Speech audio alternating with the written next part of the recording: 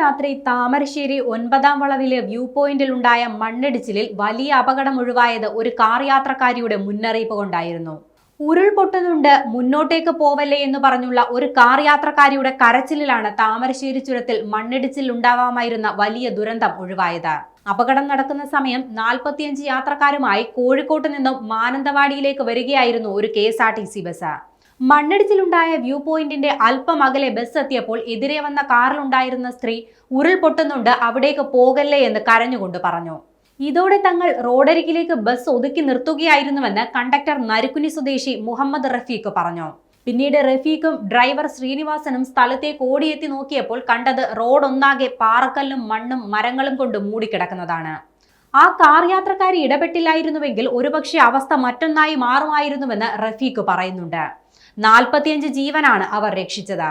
പിന്നീട് പുറകെ വരുന്ന വാഹനങ്ങളെല്ലാം ഞങ്ങൾ തടഞ്ഞു നിർത്തുകയായിരുന്നുവെന്നും റഫീഖ് പറയുന്നുണ്ട്. ഒരുപാട് യാത്രക്കാരുടെ ജീവൻ രക്ഷിച്ച പേരും നാടും ഒന്നും അറിയാത്ത ആ കാർ യാത്രക്കാരിയോട് നന്ദി പറയുകയാണെന്ന് റഫീഖും ശ്രീനിവാസനും പറയുന്നു. ഇന്നലെ വൈകിട്ട് 7 മണിയോടെയാണ് മണ്ണിടിച്ചിലുണ്ടായത്. കാൽനട യാത്ര പോലും സാധ്യമല്ലാത്ത വിധമാണ് റോഡിലേക്ക് മണ്ണിടിഞ്ഞു വീണത്. സ്ഥലത്തു നിന്നും അവശിഷ്ടങ്ങൾ മാറ്റുന്ന നടപടികൾ ഇപ്പോഴും പുരോഗമിക്കുകയാണ്. ഇതുവഴിയുള്ള വാഹന ഗതാഗതം ഇപ്പോൾ പൂർണ്ണമായും തടഞ്ഞിരിക്കുകയാണ്.